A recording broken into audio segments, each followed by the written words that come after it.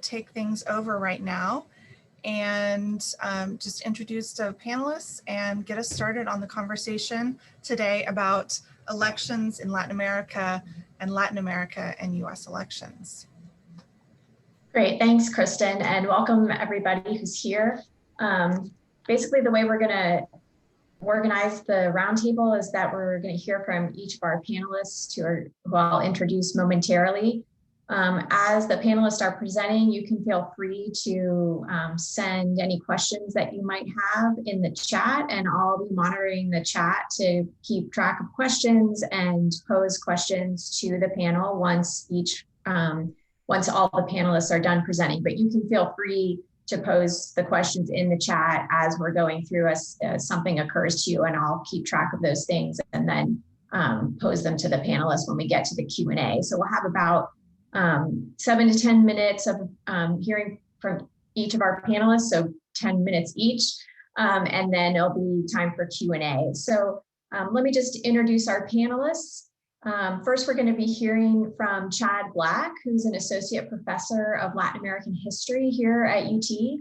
His research focuses on colonial and early Republican eras in the Andean region, with a special emphasis on the connections between law, governance, and gendered social authority.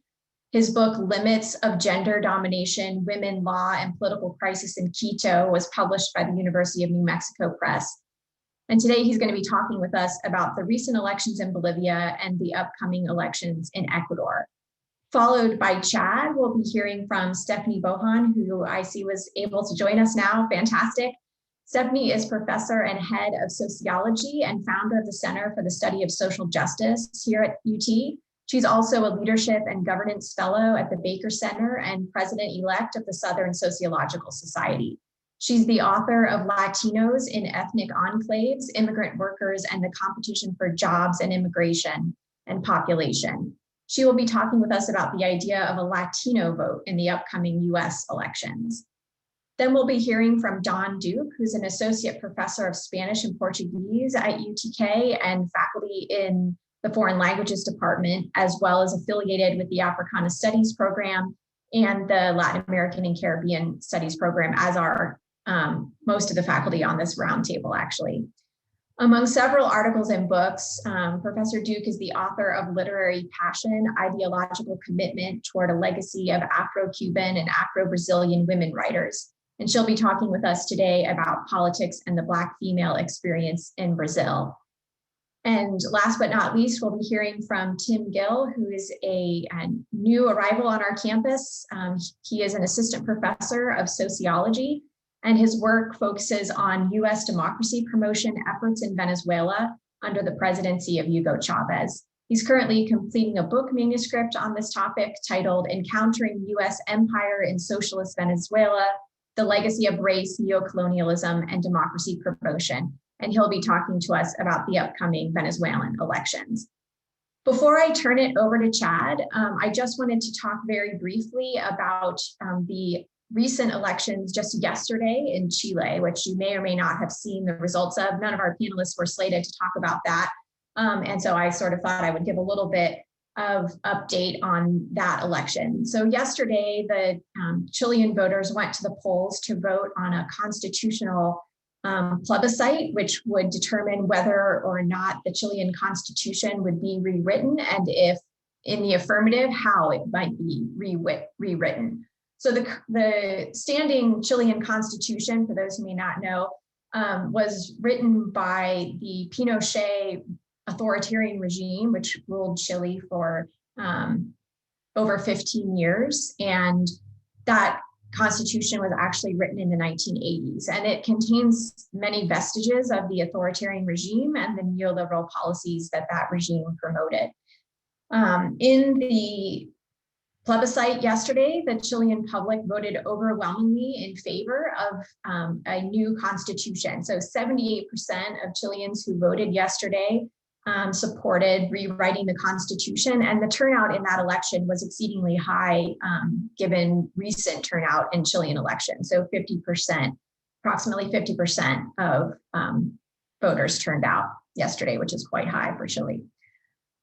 They've also opted for a referendum. In the referendum process, they opted to rewrite the Constitution using a completely citizen elected constituent assembly, as opposed to an alternative, which would have been constituted half of elected citizens and half of the current legislature.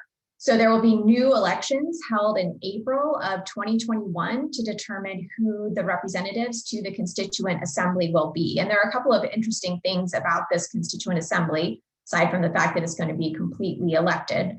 The first is that it's going to feature gender parity. So 78 of the 155 members will be women and 77 will be men.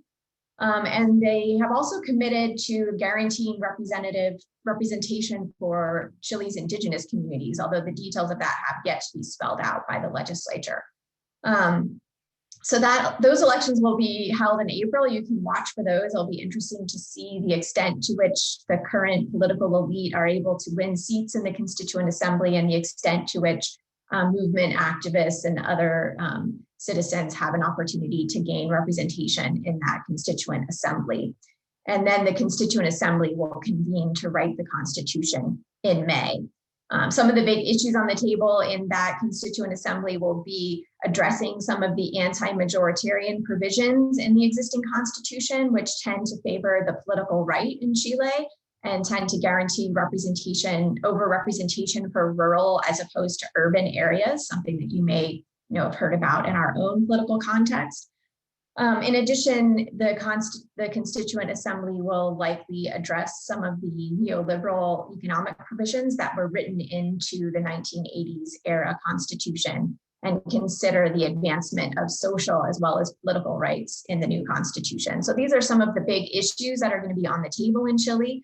If you Google the Chilean plebiscite, you'll see pictures of massive celebrations in the streets yesterday as the election results were announced. So despite COVID and everything else that's going on, people really turned out, and there was a high degree of enthusiasm around that election. So it's exciting to see people voting and people in the streets in favor of democracy in Chile. So I will just that's the end of my sort of chair's prerogative. So I will now pass the baton to Professor Black, who's going to talk to us about Bolivia and Ecuador. Thanks, Professor Morgan. We did pick a great week to have this, because the combination of Chile's vote and the events of last week in Bolivia have shown surprisingly high levels of majorities of people opting for, well, democracy, I think we could say, in a lot of ways. Bolivia and Ecuador, the two places I'd like to talk about briefly today, provide, I think, very different examples and potentially different outcomes around struggles between neoliberal reforms, domestic right-wing politics, and the fate of the early 21st century pink tide. Both places have struggled to deal with COVID in the midst of political and economic instabilities that actually predated the pandemic. But it is worth noting that at sort of per capita levels, Bolivia and Ecuador are both in the top 10 globally for deaths, for per capita infection rates, and are leading the world by some measures in things like deaths above the norm, excess deaths this year.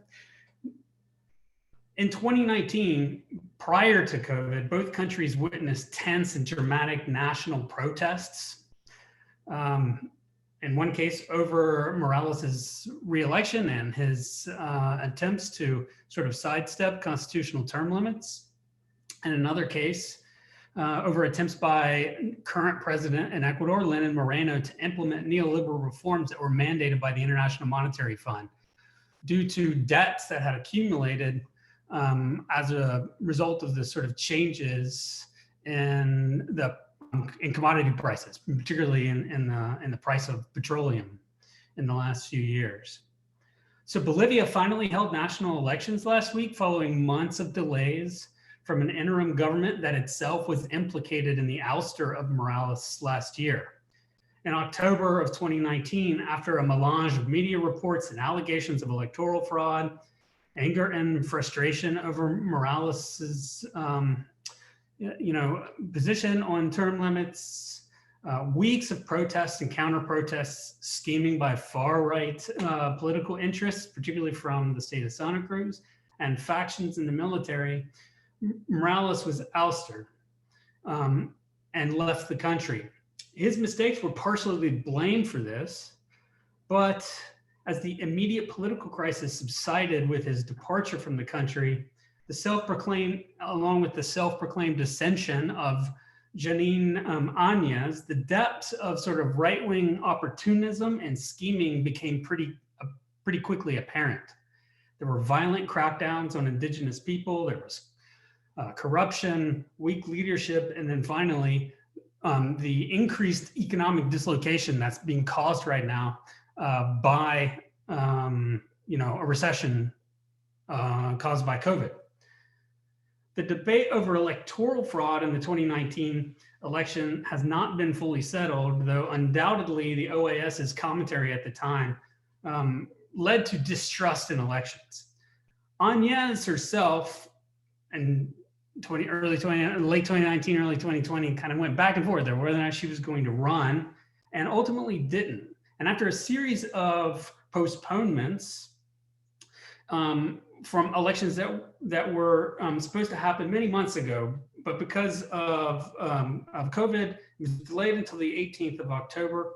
And the leading candidates ended up being three people: Luis Arce, who's the leader of the political party that Morales helped found, the MAS, Movimiento Socialismo; Carlos Mesa, who is a previous president of Bolivia, who was in office during like massive national protests in 2003, 4, and 5 around the fate of natural gas and privatization of water and all kinds of neoliberal reforms that people were rejecting in the streets.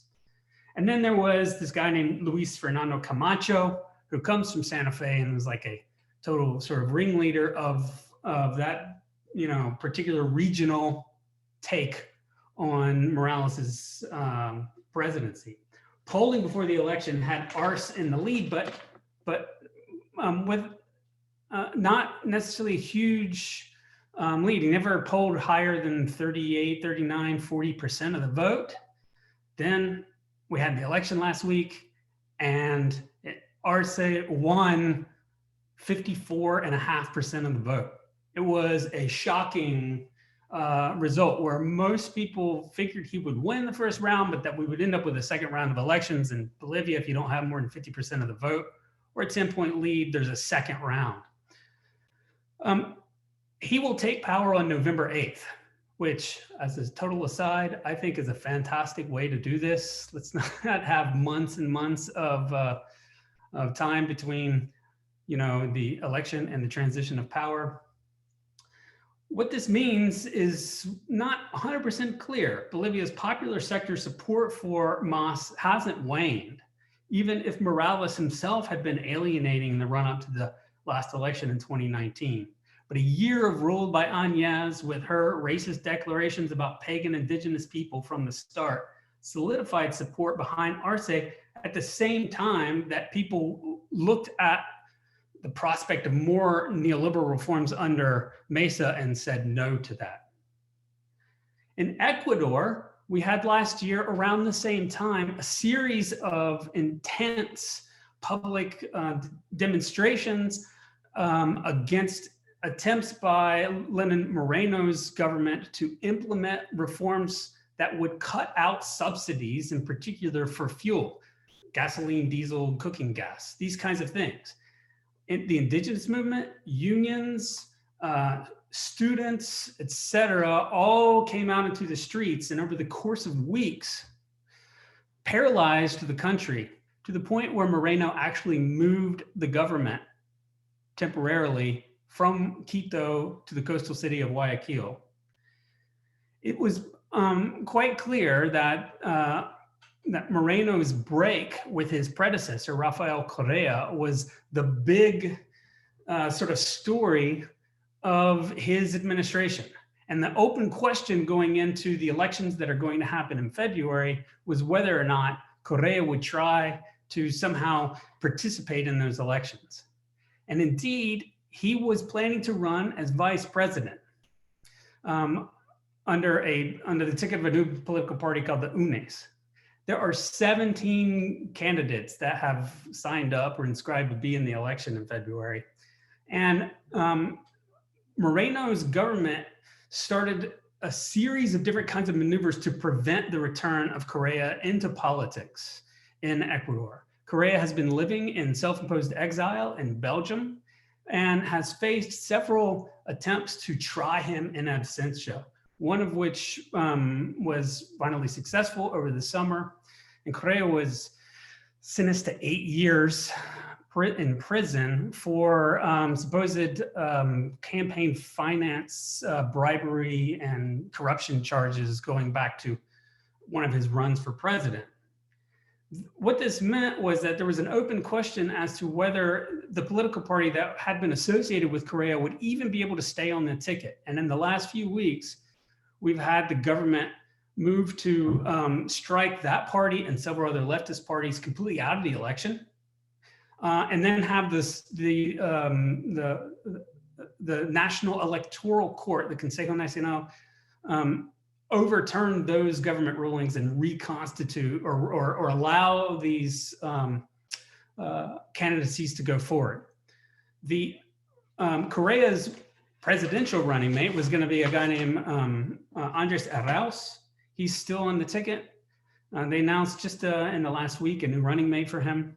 And as in the case of Bolivia, we're going to have a race that is really between a neoliberal conservative government that would follow kind of in the vein of Lenin Moreno and his reforms, led by a Guayaquileño named Lasso.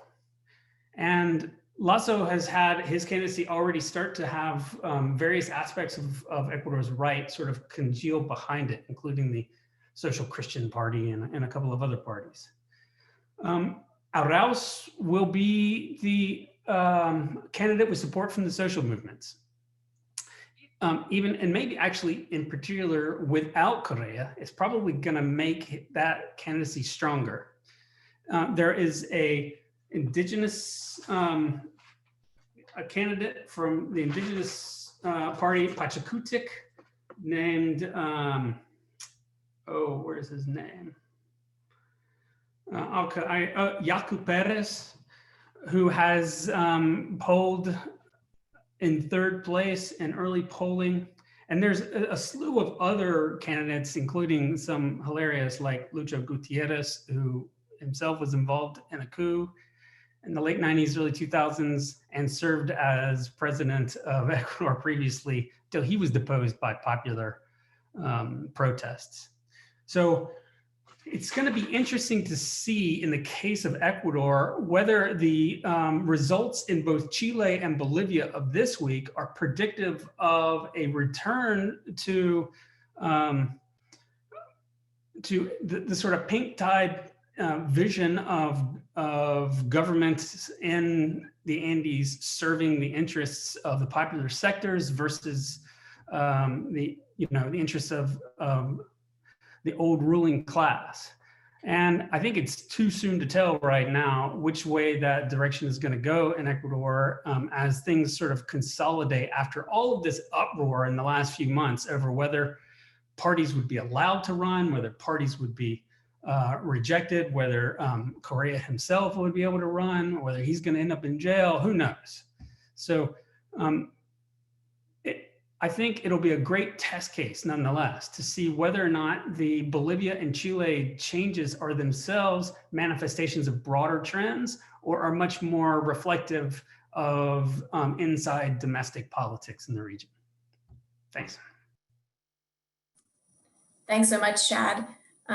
Next, we're going to be hearing from Stephanie Bohon about the Latino vote in the upcoming US elections. Thanks, everyone. If you see me staring up in the sky, it's because I'm in the conference room and the video is really quite high. Okay, so So my role here is to talk about the US elections and specifically how the Latinx population will influence the US elections. And honestly, this is totally up in the air, and I'm fairly confident that everything I tell you today will be wrong in 2 weeks, but I'm going to give it a shot. So hopefully everybody on this call knows that the Latinx population in the US is about 20% of the US population. So really quite a lot larger than the second largest racialized minority group, which is African Americans, which are 13% of the population. And so while the non-Latinx white voters have proportion of voters has declined in every state, the share of Latinx voters has increased. And so in theory, right, in theory, this means that the Latinx vote could be key to winning the election. But if you're watching how these campaigns are rolling out, you'll notice that Biden seems to barely notice that there are Latinx voters, and Trump is courting the Latinx vote rhetorically while engaging in policies and actions that are sure to turn off the Latinx base. So the question is, what then? How then does this impact the election? And I think there's sort of three things to keep in mind. First, the vast majority of Latinx voters in the US are either Mexican American, Puerto Rican, or Cuban American. And those three groups do not vote the same way. So in general, most Cuban Americans tend to vote Republican, while most Puerto Ricans tend to vote Democrat, and Mexican Americans are much more split. So that's the first thing. The second thing is the Latinx population, like the Asian population, notoriously has low voter turnout. So, unless that changes pretty dramatically in this election, they're not going to have the impact that they could have. And then thirdly, right now where it stands, the last I've seen is that about 65% of the Latinx population says they're going to vote for Biden. But that doesn't really matter much, right? Because our election isn't decided by the popular vote, it's decided by the Electoral College. So what matters a lot more than how many people are going to vote is where those people are. And so, it shouldn't be news to anyone that, this election is going to come down to a handful of key states, right? And so when we talk about Pennsylvania, Georgia, North Carolina, Michigan, Ohio, and Wisconsin, the share of Latinx voters in those states is so low that that's probably not going to matter. And those are 5 of the key swing states. Only there's 6 because I can't count. The other 2 swing states are Florida and Arizona, and that's where the Latinx vote really matters. So in Florida, 2 of every 10 voters are Latinx, and in Arizona, 4 in every 10 voters are. And then the question becomes, who will these Florida and Arizona Latinx voters vote for? In the past, you could sort of reliably count on Latinx voters in Florida to go to the Republicans. So we could sort of say, okay, they're going to go Trump. But things have really changed in Florida, even since just the last election. So Cuban Americans, who are historically and notoriously conservative, have dominated the Latinx vote in Florida and solidly voted Republican. And then Trump has taken a really hardline stance on both Cuba and Venezuela, and this has really appealed to his Cuban American base. But in the last 10 years, the Puerto Rican population in Florida has grown really rapidly, and it now rivals the size of the Cuban American population there. And and so I've heard a lot of pundits criticizing the Biden campaign because they got a really late start in Florida compared to Trump in terms of running a campaign to the Latinx population. But now that Biden's campaign in Florida with regard to the Latinx population has sort of gotten up to speed, they're running some interesting Spanish language ads in various formats that are very much targeting Puerto Ricans. Their ads really focus on reminding Puerto Ricans of Trump's mishandling of Hurricane Maria, and also stressing that Puerto Ricans have the power to outmuscle Cuban Americans at the polls. And so it's a really divide and conquer strategy on both campaigns, right? So Trump is really only talking to Cuban Americans in Florida. Biden is only talking to Puerto Ricans in Florida. And we'll see how effective it is. I mean, one thing that Biden is risking that maybe Trump isn't is that there is a younger generation of Cuban Americans that is much more liberal and much more likely to vote Democrat. And so Biden does run a risk of alienating that generation. Florida has been pivotal in every presidential election in the last 20 years. And so it's critical and it's really unknown. I mean, if you go and look at the predictions today, I mean, they mostly show you Florida as a complete toss-up right now. Arizona, on the other hand, is right now showing in most of the polls as sort of slightly blue leaning, but it really wouldn't take much to push Arizona into the red column. And so the Latinx vote in Arizona could really swing Arizona. In Arizona, Trump's really courted the Latinx vote, and Biden has virtually ignored Arizona, at least in terms of Latinx voters there. But Arizona is a border state, and many Latinx are dissatisfied with Trump's border policy. But this year, unlike some last elections, immigration is not a hot button item among Latinx voters in a way that we've seen it in the past, which is interesting given, right, how horrible the border policy is. But the number one issue right now among Latinx voters, and has been for this whole election season, is the economy. And for a long time, the Latinx voters tended to see Trump as better for the economy as Biden, but that's starting to shift. So confidence in Biden among registered Latinx voters is growing a lot as their dissatisfaction with Trump is also increasing. And one of the things that Biden has going for him is that Latinx confidence that Biden can bring the country together. That's gone up now. Like 70% of Latinx voters believe that Biden is going to be able to do that and Trump won't. And there has been really growing dissatisfaction among Latinx voters about Trump's handling of coronavirus. Only, I think 3 in 10 Latinx registered voters say that they approve of how Trump is handling coronavirus. So to the extent that people are going to intertwine coronavirus and the economy, that may advantage Biden.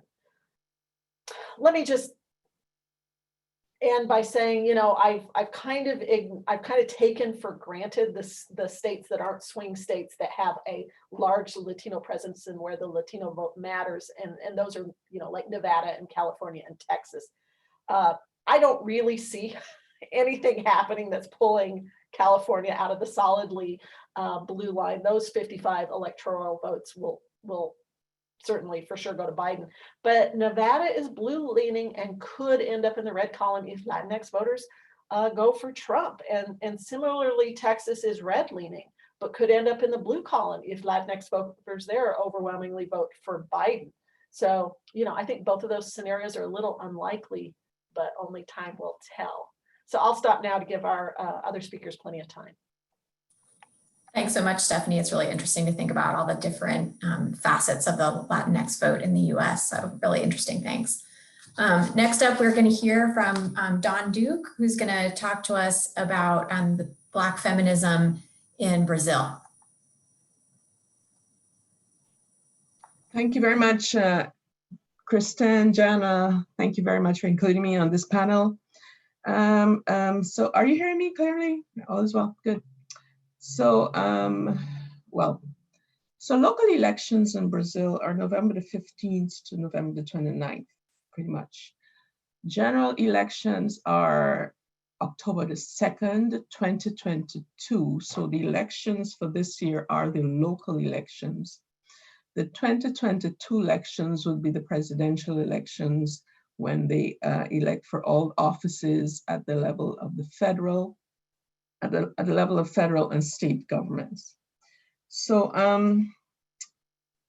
what I'm going to talk a little bit about here, I'm going to pull back on, it just gives you some general ideas.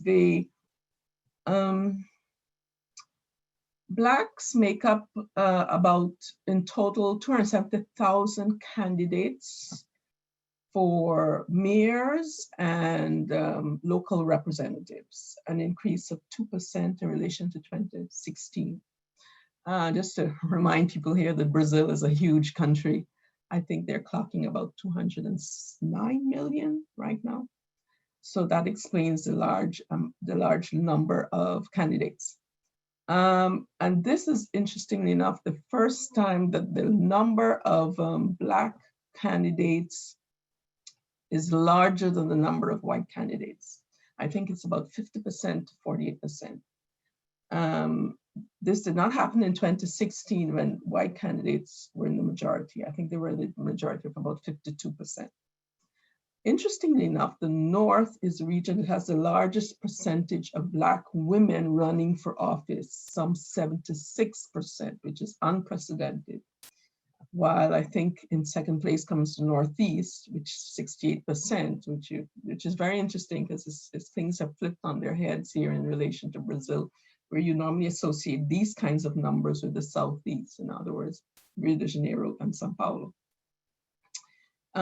So Black candidates are the majority in the election, in the 2020 elections, basically.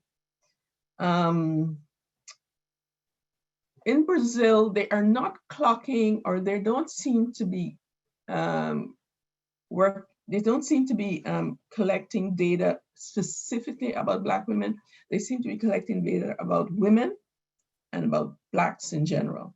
So women overall tend to be 13% of the candidates for the mayors, for the position of mayor, and about 34% in terms of running for municipal offices. So this year, interestingly enough, the powers that be who control TV and radio in Brazil have decided that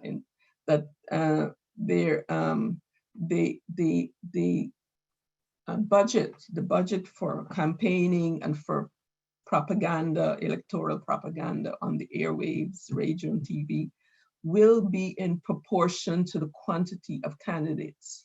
So since there are more Black candidates, more money is actually going to go in that direction, which of course is very interesting. I think by the end of yesterday, they had clocked about 544,000 candidates registering for the elections, and which is perhaps about 45,000 more than 2016.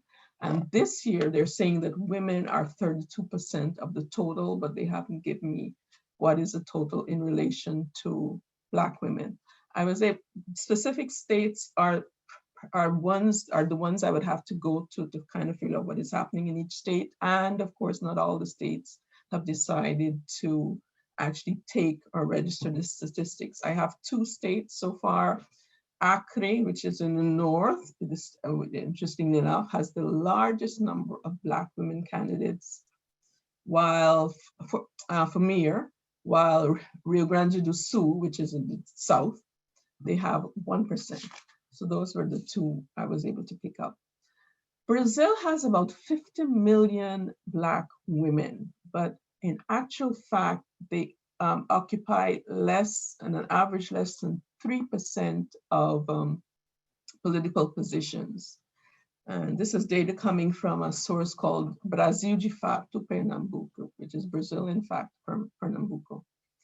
And it's been interesting that in the last year, there's been a growth in mobilization in campaigns as there's been a move among the populace primarily, and especially in relation to the Black movement, a move to have greater representation for populations that have historically been excluded from institutional power in the country.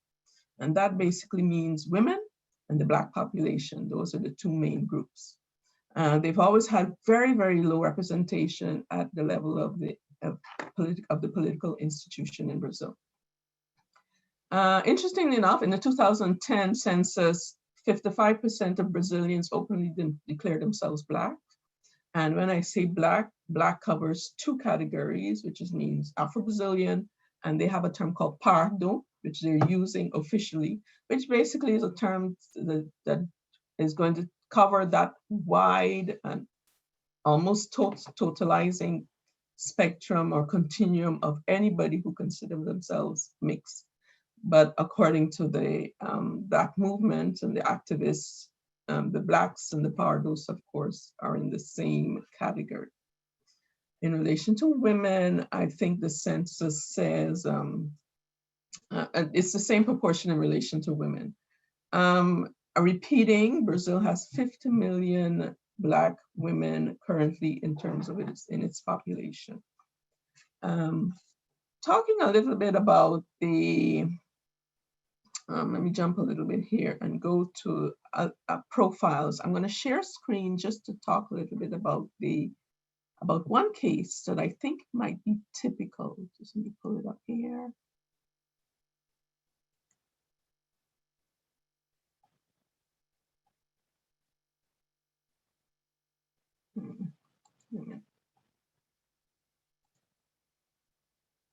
Sorry, the share screen sometimes.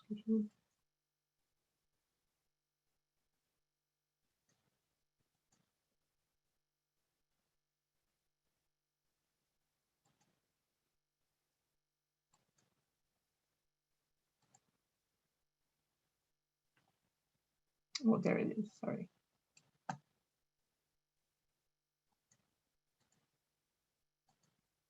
Okay, here we go. So this is the, is everybody seeing okay? Jana? It's visible. Okay, so this is the, these are the four candidates that are running for office. They call it the Vereador, which is the state representative office in the state of Pernambuco. There are four women. This is where I'm talking about the category of Pardo, which is the mixed race. And I say, in this elections, Pardo is the new Black, basically talking about what these women are like and why they have preferred to run as Afro descendants or as Black candidates, basically. This is coming off of a previous campaign, a 2010 campaign that came up that the Black movement launched during the census, and this slogan says basically, don't allow your color to pass for white, which has two connotations, meaning, in other words, embrace your Blackness, which is one, but also the idea of go out and claim who you are. In other words, the minute the whiteness also refers to the idea of a blank slate, because many people were not necessarily wanting to participate in the census. So there's this double entendre there where they're encouraging people to kind of participate in the census. In this particular census, you were supposed to self-declare, okay? And so this is a little slogan which says here, confirm your African identity, irrespective of the color of your skin, which is also the other aspect here, because the idea is that declaring Pardo does not necessarily mean that you're white. On the contrary, you continue to be an Afro-descendant. So I think that's the message we're having here. So these candidates, of course, we're in 2020, we're in the contemporary postmodern era. We're post Marielle Franco's assassination, that horrible event that galvanized the younger generation and created a whole new kind of spirit in relation to issues of race and identity in Brazil. So the tendency has always been, traditionally, for these candidates to be accommodated in parties that are more center-left, or left-wing parties. And this this pretty much is what is happening today. Suzineide Rodriguez, she's running with the Workers' Party, the Partido dos Trabalhadores. She is, and they're all coming off of a legacy of activism, of women's movements or Black women's movements. And it's interestingly enough that they're also all running on tickets that up to the last elections, if they had tried to run on those tickets, they would not have even made the cut. So their tickets include violence against women, issues. Suzineide's tickets are focused primarily on the issues of violence and the equity in terms of people for race and gender. She's also running on a ticket that has to do with salaries and with the need for more Black women to get jobs. The next Camila's ticket is, she's running with the Socialist Brazilian Party, the Partido Socialista Brasileiro, and she again coming off of a experience of activism within the women's movement, and greatly concerned about opportunities and inequalities as it relates to women of color in her state and in her town especially. The next group of women, they call themselves Pretas Juntas, which is like Black women together. They're two very, very young, very dynamic candidates. They're ready. They have been trained. The militancy that they have gained, they have gotten it on campus or as being part of groups on social media, being part of grassroots organizations in their communities. And so, and of course, they're extremely conscious of what is trending internationally. They came out of the legacy of Marielle Castro, and just that idea that, you know, we are the ones inheriting this and we are going to be a part of this process. So they're fighting, for example, their mothers, their Black mothers, they're fighting to decriminalize marijuana. They describe themselves as independent mothers working against the imprisonment of young Black men and women from the peripheral neighborhoods.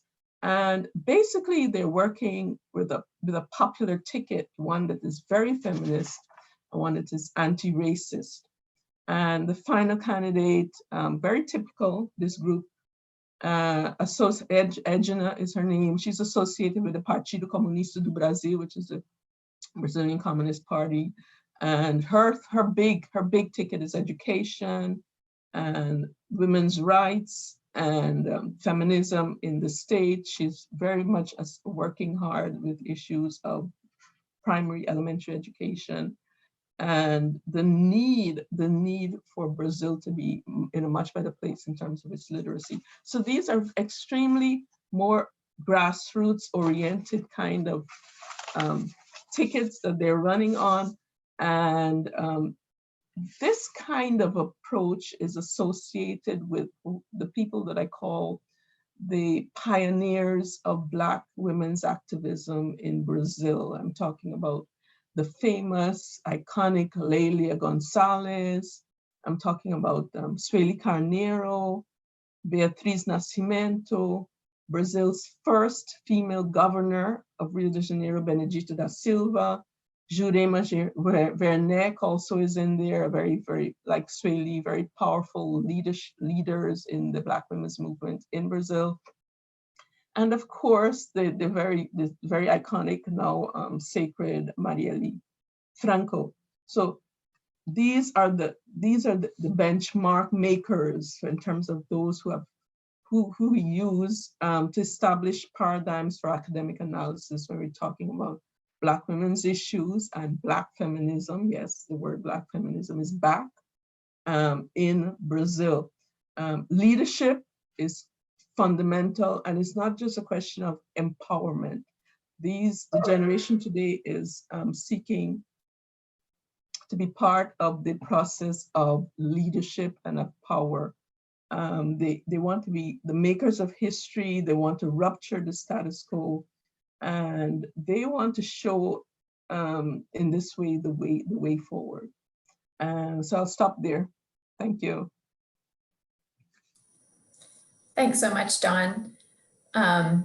Next, we'll be hearing from Tim Gill, who will be talking to us about the upcoming Venezuelan elections. And when Tim wraps up, we'll move on to Q&A. So take it away, Tim. All right, thank you so much. Can you hear me all right? Yes. Okay, excellent. Well, thank you so much to Kristen and to Jana for putting this together. And thanks everyone for being here. I know there's a lot going on outside of politics, you know, classes and COVID and whatnot. So I'm happy to see that a fair amount of people came out today. Anyway, as Jana noted, I'm going to say a few words about where Venezuelan politics are at right now in late 2020. With indeed National Assembly parliamentary elections set for December 6th. So about a little over a month away. Just a brief background of recent Venezuelan politics. I'm sure most of you are at least lightly familiar with Hugo Chavez. He was the president of Venezuela from 1919 to 2003 or 2013.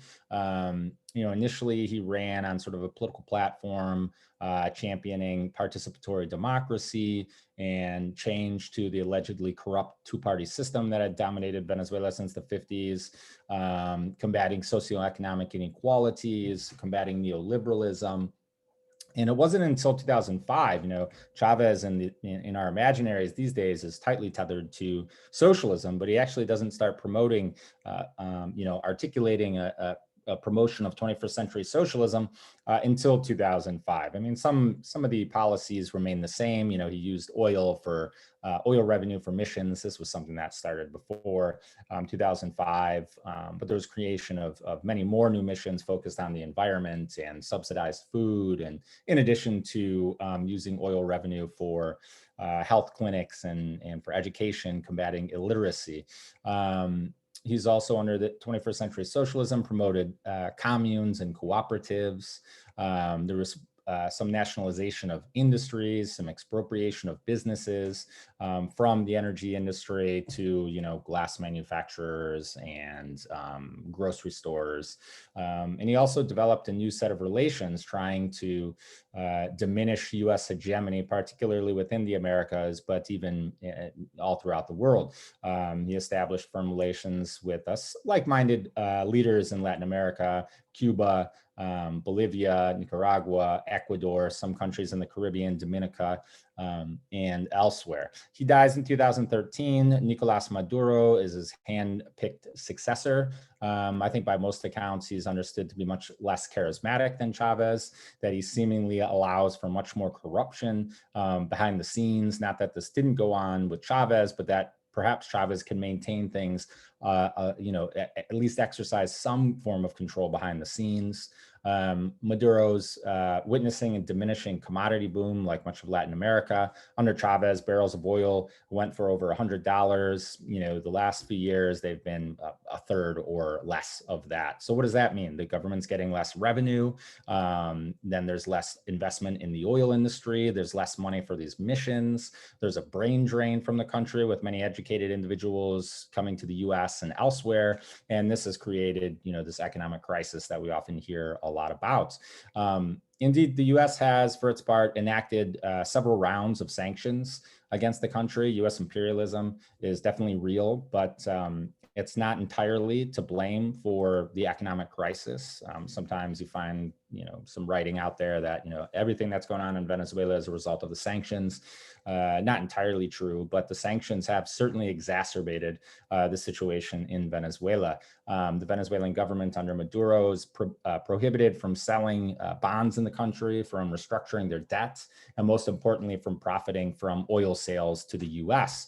And, you know, in addition, the US has given Citgo over to this sort of parallel government, which I'll get to in a moment, moment, but essentially has taken Citgo away from Maduro. The US has also threatened other countries that work with Venezuela that they will sanction them. This led to Russia restructuring some of its relations with Venezuela. A lot of ships are turning off their signals so they can't be detected. There's a lot of shifting around of Venezuelan oil to make it look like it's coming from places that it's not. So the US didn't cause this situation, but they've certainly exacerbated it. And with these new rounds of sanctions, seemingly are trying to torture the country into change, into somehow getting rid of Maduro. So the 2013 election, in 2012, Chavez beat Enrique Capriles, he's opposition governor, nearby Caracas, the capital city, beats him, by 10 percentage points, not even close. Then a few months later, after Chavez dies, Maduro faces Capriles and wins by 1.5 percentage. So very, certainly a large margin, but not as large as 10%. Obama never really accepted this election, the results. As the crisis progressed, Maduro has, his support has largely plummeted, although Chavismo, the ideas of Chavez and that whole project still remains relatively popular. So despite plummeting, Maduro's plummeting, what you see in polls from data analysis and elsewhere, how has he stayed in power? Well, it's largely been through authoritarian maneuvering. He stopped a presidential referendum from going through, which Venezuelan citizens have the ability to push for after half of a presidency has went through. They can push for a presidential election. And so this was stifled by the government, saying there was fraud and signature collections. There's been harsh crackdown on protesters. There's been journalists in prison, protesters in prison, some politicians in prison. There's accusations of widespread torture and extrajudicial murder. The UN put out a report last week or the week before detailing this. The Venezuelan government says, no, we look into these accusations. And it's true that some people have been prosecuted, but the UN and the folks that were involved in the collection said they seem to claim, there's much more impunity than not, and perhaps a lot of these orders for violence come from the top. And in 2015, the opposition had a very strong showing in the National Assembly and the legislature, and they garnered a majority, and they, in many ways, it was looking like they were going to get a super majority. But Maduro said that there was some fraud in some elections, I believe in Amazonas state, and that the opposition couldn't swear in these 3 new members, and they had to have a new vote. The opposition did swear them in, and this moment really is the time period that sort of has reverberated into the present. Maduro says, well, then I'm not going to recognize the National Assembly. He creates this parallel body, this parallel constituent assembly, that the opposition says, we're not going to partake in this. We have a legislative body, so there's no need for this. As a result, this parallel constituent assembly is staffed by and those loyal to Maduro, socialists, etc. Maduro has also banned some opposition leaders from running. You might have saw in the news, Leopoldo Lopez recently fled the country, Enrique Capriles, among others. And there was a recent presidential election, which the opposition was pretty split about participating, because they said, this isn't going to be free, this isn't going to be fair. And the opposition did run a candidate, Henry Ramos. Maduro won. Once again, there are accusations of fraud and that the playing field wasn't fair, the conditions surrounding it, all of this. So where are we at right now? Well, following that election, the opposition had a clever move, because they said, look, this election is not very free, it's not very fair. Maduro really shouldn't be recognized as the president. So what we need to do, they drew on the Constitution, and the head of the National Assembly, Juan Guaido, from an opposition party that was scheduled to put someone up. There's sort of a recurring cast of what party gets to put someone as the leader of the National Assembly. Juan Guaido becomes the leader. He's kind of a relatively unknown figure, a young individual, and the U.S. Seemingly supported this behind the scenes, pushed very heavily. It's kind of a clever tactic. Right after Guaido did this, the U.S. recognizes Guaido as the rightful leader of the country. Some countries in Latin America follow suit, Canada, some countries in Western Europe. And so Trump thought this would work, that this would move the military to finally turn on Maduro amid this economically calamitous situation. That didn't transpire. There were several instances where Guaido and others called on the military, even people, Pompeo, folks in the administration tweeting out to, for the Venezuelan military members to essentially overthrow Maduro. At this point, Trump seems rather frustrated with Venezuela and Juan Guaido, and perhaps has lost much interest. He's referred to Maduro as being a tough cookie, and perhaps, he couldn't be dislodged so easily. Trump, of course, is, it's very difficult to pin down a Trumpian foreign policy. There's some obvious contradictions in it. He's been very critical of the war in Iraq and wants to bring troops home, but then he talks about, military strength, and he's said that a military option is on the table for Venezuela, but we haven't seen that yet. There hasn't been, any sort of military or drone striking or this, that, the other.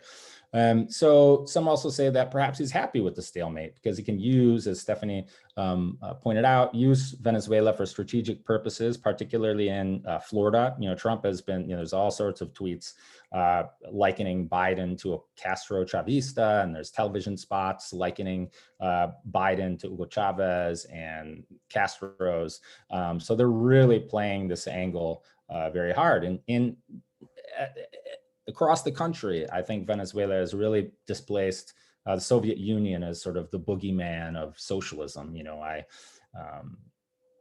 was doing some campaigning when I was in North Carolina, not for myself, but knocking on doors, and Venezuela would always come up. Well, I don't want this country to turn into Venezuela. I mean, that seems to really, Venezuela as a symbol is really striking, and it exists. So the world's split between the leaders. The US, Europe, and some countries in Latin America support and recognize Guaido. In terms of Maduro, he has support from Russia, China, Iran, some countries in Latin America as well. So there's this National Assembly election scheduled for December 6th. And the opposition is boycotting it, once again, due to conditions surrounding it, including the appointment of those individuals that are going to oversee the election. It's supposed to be overseen by individuals that National Assembly persons appoint, but instead the Supreme Court, which contains most of its members are Maduro loyalists, appointed folks to this board, and the opposition, is rejecting that maneuver, and so rejecting participation. There was potentially some movement, particularly from Enrique Capriles, who had met with the government, and there were some prisoners released. But in the end, he has also refused. So it seems the opposition is more cohesive than they were during the 2018 elections. It seems widespread across the board that they don't want to participate, and that they're still sort of figuring out what they're going to do as a result. Leopoldo Lopez, I think, tweeted last night, he's sort of the mentor to this Juan Guaido, and saying that, that our strategy will come forward in the next few days. So elections are condemned by the US, particularly Senate Foreign Relations, people like Rubio, Menendez, Tim Kaine, condemned by the OAS, the UN, the EU. The UN and the EU said that they would monitor elections, but they couldn't come down. I think it was just a few weeks ago that there was some discussion between Maduro and these bodies, but they said we need much more time if we're going to seriously monitor the election. And Maduro said, no, we're going ahead. That's what we need to do. So it doesn't seem like many countries or many international multilateral bodies will recognize the results of this election. So it'll be fairly interesting to see what the opposition wants to do instead. There's been talk about some sort of popular referendum on the day of the elections to demonstrate the opposition and the country's rejection of the government. But I think we're still learning what they want to do. So I'll stop there. Thanks so much, Tim, and to all the panelists. Really appreciate your insights. And we're going to switch now to Q&A. So I'm going to ask if the panelists can all just sort of turn their video on, and we'll have some questions. So I have questions from the audience, which I'll pose. I have a few questions. If you're in the audience and you want to pose questions, you can use the chat or the Q&A. features in Zoom, so please feel free to chime in. But I'll start with a question for Professor Bohon about the US election. And this question is about sort of the generationality in the Cuban American voting public in the US and the extent to which there are generational differences between younger Cubans and older Cubans and how that manifests in their relationship to the upcoming election in the US. Yeah, Alejandro Portes used to say that Cuban Americans operated under bounded solidarity and enforceable trust, which meant that they had this common shared experience of fleeing Castro, and that sort of bound them, but they also sort of realized that they all floated together or sank together, and so they kind of kept a tight ship on everybody, right? And so you know, there wasn't a lot of room for a lot of political individuality, and so everybody really kind of voted in lockstep, but that has been weakening over time. And, you know, we're now a long time since 59. And so we're starting to see with the youngest generations of voters, right? Voters who are 3 and maybe 4 generations out from the beginning of the Castro regime, who are starting to now drift Democrat. And so, you know, it's not like a massive wave, but we are starting to see it in a way that we had never seen it before. And so it will be interesting to see, because like I said, with Biden really pushing right at Puerto Rican voters and actually almost positioning Puerto Ricans against Cubans in Florida, you know, that strategy is either going to work or it's not. And so that happens. Yeah, I was just also thinking about the there was an exodus of Venezuelans, of more prosperous Venezuelans into that South Florida area as well, right? I thought that was the group that was challenging the number of the Cubans. I didn't realize the Puerto Ricans had taken over. That's interesting. Yeah, so, you know, and then part of the issue with the South American immigrants is they especially tend to not vote. And so, you know, in terms of having a lot of influence in the polls, we just haven't seen it. That could change, right? I mean, the potential is there all the time.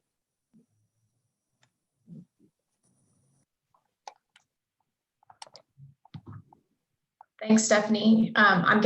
There's another question about the US, so I'm gonna toss that your way as well. So this question is from one of our audience members. They ask, I know that Tennessee is a notoriously red state, but is there any way that under certain circumstances it might turn blue? Do you think that Latinx voters might play a role in that?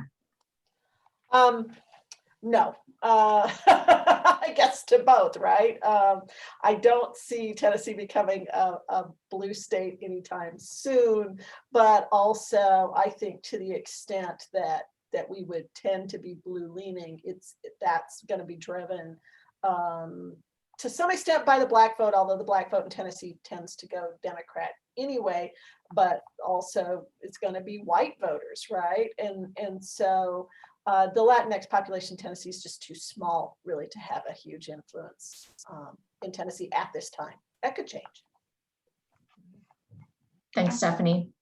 Now I have a question submitted in the chat about the Chilean plebiscite, but it sort of has some broader implications, so I might take a stab at it, but if anyone else wants to jump in, feel free. So this question is, do you think the constitutional rewrite in Chile is a dangerous precedent for the United States? After all, Chile is mentioned as a successful experiment in a slightly different type of capitalism, but capitalism nonetheless, as opposed to the artificially made to fail democratic socialist model of the 70s. And that would have been the democratic socialist model in Chile, is what I assume the question is asking about. So do I think that the Chilean constitutional rewrite, it poses a challenge to the US? I think in some ways it is challenging to the US model. I think in a lot of ways, the Chilean constitution sort of took inspiration from the sort of anti-majoritarian features of the US Constitution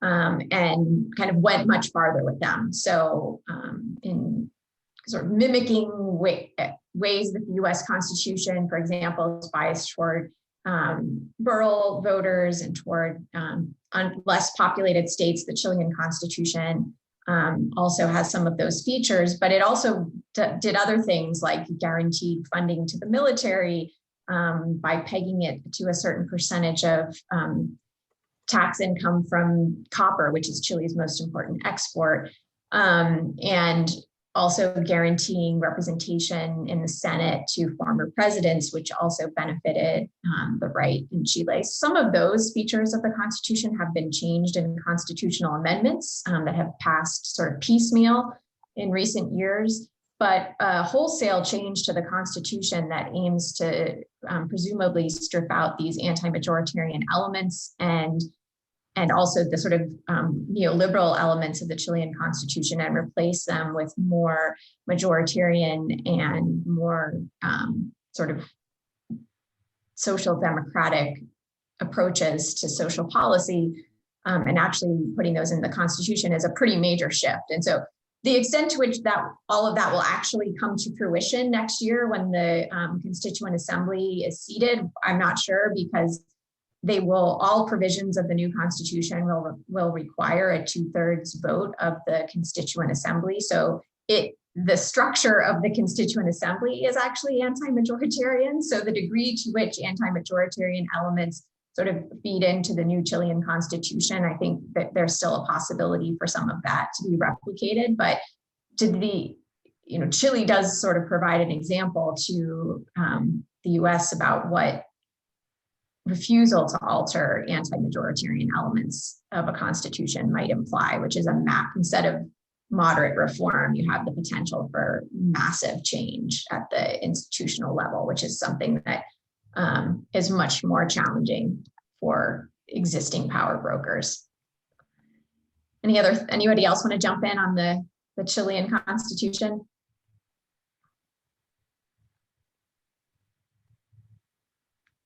I'm going to take silence as reluctance. So here's a question for Chad about Bolivia. So is Evo coming back to Bolivia? Yeah, definitely. The question is when. I mean, he's already said that he's coming back. Depending, he's not sure when. It's just a matter of time. I think the bigger question that's implicit in that question is what kind of influence or role will he have on Bolivian politics, with the return? And it's difficult to say. I mean, the constraints that Arce is going to work under are pretty huge because in part of this economic contraction. Regionally, we're looking at 2020 being a contraction of somewhere around 9% of GDP. Bolivia,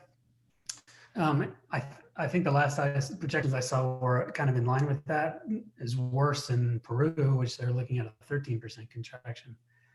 So it's the unclear part. I don't think that there's any question that Arce wants to lead, rule from a Mas sort of position and return to social democratic or democratic socialist sort of principles.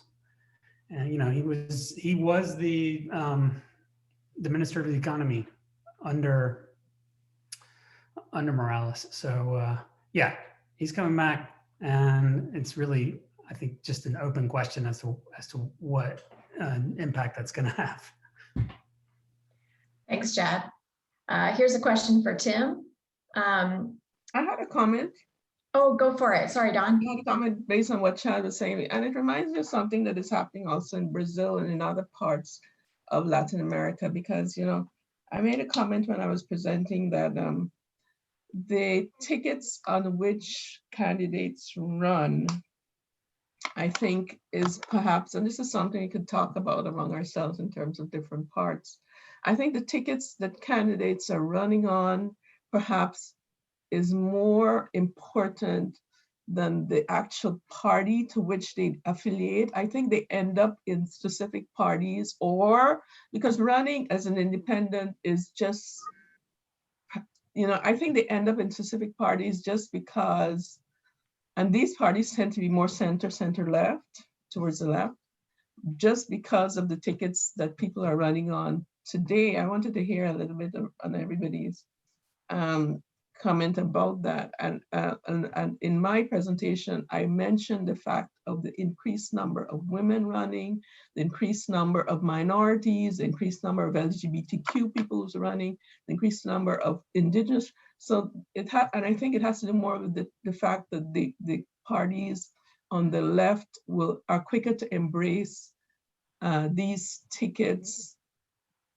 rather than the parties on the right, even though there's some that might do. So I wanted to hear from everybody about that in relation to what is happening there.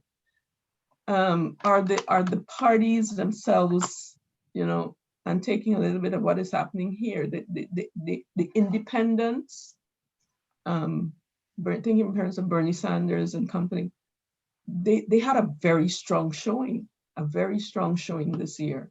And I think I've seen that also, that trend being pushed in Brazil, whereby you have Black women who just don't even see themselves reflected in not even in the parties of the left. And so they're running, but so they're probably run on said slates, but not necessarily feeling themselves as properly or well represented. Just want to hear about what you thought about that. Yeah, I think that's really interesting, Dawn, because in the US too, and we're seeing a surge in Black and female candidates as well. And they, in the US context with basically the two-party system, they tend to be more aligned with the Democratic Party than the Republican Party. But there are more female candidates with the Republican Party this time around, I think, as well. But I think, really apart from Bolivia, we don't have a major political party in the Americas that specifically aims to advocate for Indigenous or Black interests, right? You have Pachakutik in Ecuador, but that's pretty small party. And apart from those two places, there aren't major national political parties that specifically center Indigenous and Black, and certainly, Indigenous female or Black female, even less so, concern. So yeah. Chad, did you want to jump in there and add anything? Yeah, the only thing I would add is that, at least in the case of Ecuador, we've seen, and since the 1990s, that political parties are really easy to establish, and they tend to coalesce around specific individuals, such that, we do have, Alianza País is continuing after Moreno steps down, but it is nothing like it was under Correa. And there have been a bunch of new parties with Unity, Hope kind of names added to them that generally are established by a person with national political ambitions. And the fate of those parties is generally tied to the fate of that individual's success at national politics. So, the party system just operates in such a different way. I mean, I guess we've kind of seen a bit of that in the United States with the extent to which the Republican Party has coalesced around Trump's personality and, for them, charisma. But it's much more common, I think, at least in the case of Ecuador. Yeah, I think it also depends a lot on the structure of the party system in a particular place. And the Ecuadorian party system is notoriously very weak and sort of, as you said, Chad, extremely personalist. And the Brazilian party system, apart from the PT, tends toward that direction as well, especially at the subnational level. So the fact that Black female candidates in that context would be gravitating more perhaps toward independent candidacies is not surprising. Whereas in some other places like Bolivia, for example, the parties are still kind of channeling interests and organizing candidacies more. And so the outcomes tend to be more party-centric in places like that. All right, I'm going to pose this question for Tim about Venezuela. The question is about the border dispute between Guyana and Venezuela and whether the degree to which this has been compounded by the discovery of oil in Guyana and how this may also be a place for a US versus Russia face-off as sort of a proxy conflict. Yeah, it's an interesting situation. I can't say I'm too knowledgeable on it. You know, the borders. I mean, it frequently comes up here and there. I mean, it particularly came up when Rex Tillerson was nominated, this ExxonMobil guy, who had not so good dealings with the Venezuelan government. They had to expropriate their, I believe Chavez sent like military into the area where ExxonMobil was to expropriate their facilities when they wouldn't work with him on the renegotiations of the terms of who's taxation issues and this sort of thing. So that, I remember that playing that discussion. I mean, I can say that, it's one of very few issues that both the government and the opposition kind of agree on. Under Chavez, I remember that was like one issue that they could agree on was that like that's Venezuelan territory, and it's not Guyana's, and the ruling decision from something like 1899 was like not correct, and et cetera, et cetera. So at particular points in time, I think you see, and Maduro included, sort of exploiting the situation to try to generate some nationalist sentiments. My understanding is that Guyana is still sort of negotiating all the rights, and because they don't want to they essentially don't want to face the Dutch disease or something like this. Well, why I brought it up because this March we had national elections, and it took us almost 5 months to announce a winner. And the reason for that was twofold. The first one had to do with the way everything hinged on this discovery. I think we're sitting on one of the largest and last remaining reserves or something like that. Yeah. So, and of course we sold our souls to the quote unquote devil, Exxon. Of course, you know how that goes. There are a few companies out there. It's not like we could go and harvest it ourselves. So you're kind of locked in on that one. But the thing about it is also the way it played itself out, because the Afro-Guyanese party was in power, and the pressure from CARICOM is the Caribbean community, and the pressure from the USA literally forced the said president at the time, it literally forced him out. So now the Indo-Guyanese party is in power as a result of all the back and forth and the presence of the Carter Center. They always send I think eventually the incumbent Afro-Guyanese president forced the Carter Center to leave on the justification saying that no, this is COVID times. You don't want anybody coming in and out of our country. So there's a lot going on underneath that that rides on the issue of the discovery of oil, and to what extent the Guyana and Suriname, both places had elections this year. Both presidents came under heavy fire from the North American government, and both, I'm not sure what happened with Suriname. I think he may have been forced out as well. And so there's this, again, this situation of certain kinds of manipulations and the effects of political and international interests in a situation where necessarily the country should have been allowed to probably work its way out of this one, but it was not.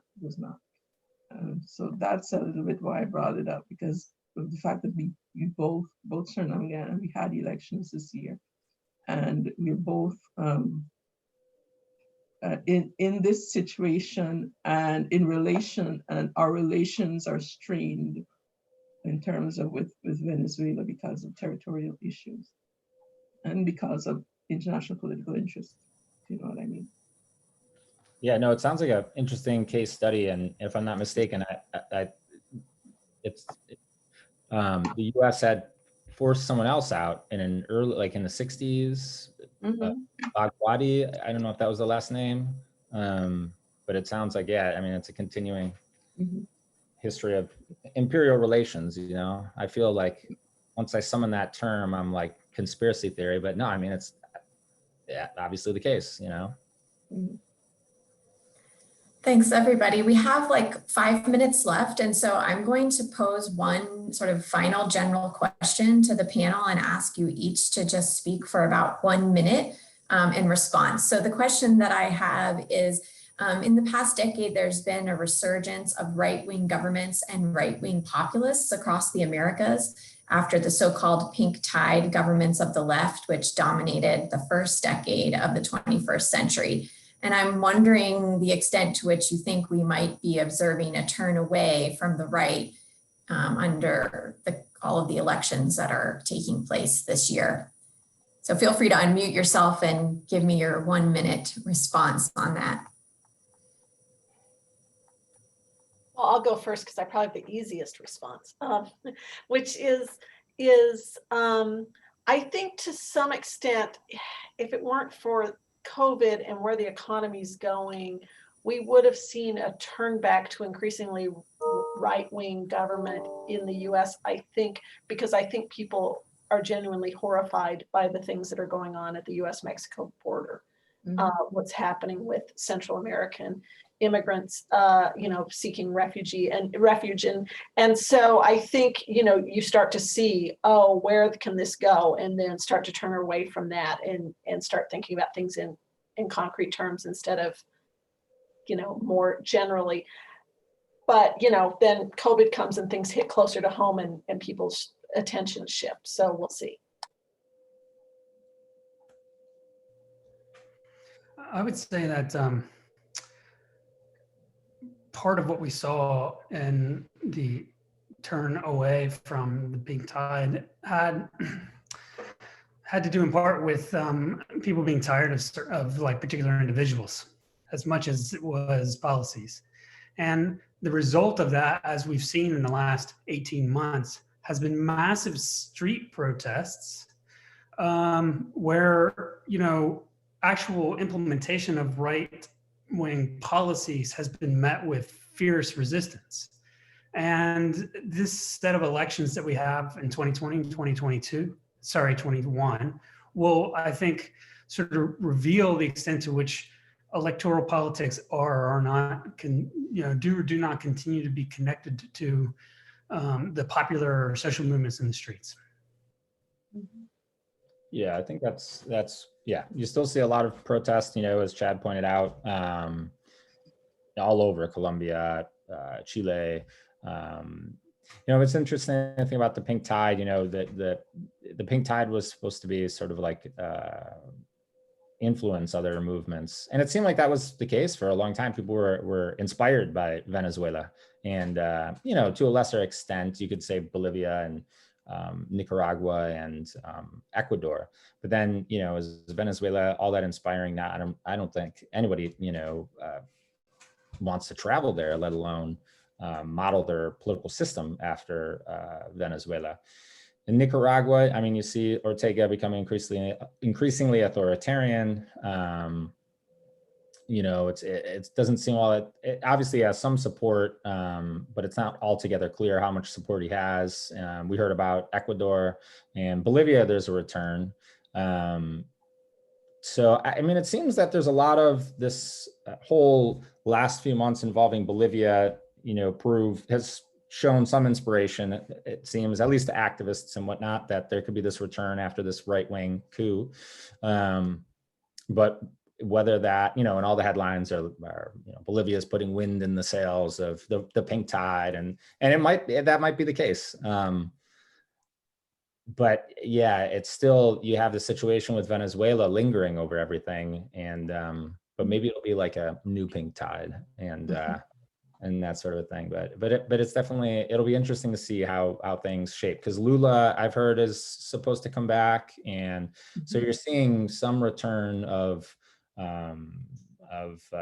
individuals that were originally involved in the pink tide, Christina Kirchner in Argentina. So yeah, it'll be interesting to see where things go.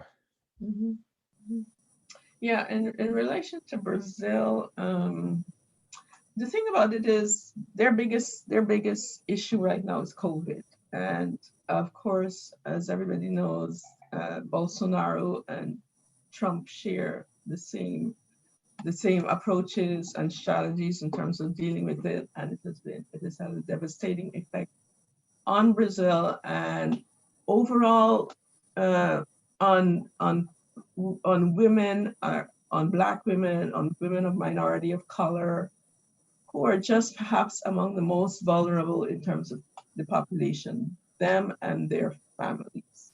And as a result, the pushback out of this, what you're seeing here in terms of the number of Black candidates, it's interesting that I'm not finding, I have to perhaps probe a bit deeper, but I'm not finding statistics specific to Black women candidates. I'll have to look and see where I can pick up that, and then which states are reporting and which are not. Okay, so I think it's time. I think it's their time. They have been, since modern times, 1970s, many of these candidates involved in Black women's activism at the grassroots level, and at the level of the neighborhoods, and then at the level of their municipalities, and then at the levels of their states. So you have some tremendous leadership in place, and they just have, I think, many of them just have the experience of decades, which is something a lot of people don't realize, decades working within the Black women's activism, Black women's movement, that is just, I think we're reaping the benefits of that now in terms of creating not only a generation of seasoned women candidates, but also the way that their actions are proving to be inspirational for this very, very young generation of candidates who've stepped up. Thanks, Dawn. That's a good reminder. And thanks to all the panelists today for your great insights, and to the audience for your questions. Really appreciate it. We have some great classes in Latin American and Caribbean history and politics and languages. So if you want to learn more, please look us up and feel free to join one of our classes in the spring. Kristen, did you want to add anything before we? Sure, I'll just say I've got the website for Latin American and Caribbean Studies underneath my title here. But also we'll be reaching out to some of you who have been attending these events with more updates on what's coming up next semester. So if you appreciate this very timely and thoughtful response to what's happening across Las Americas and how we're all part of, we're all facing similar challenges, please stay tuned. We'll be very much looking forward to seeing you again. And thank you so much to all of our panelists today. Thank you. And to the audience for coming and learning so much.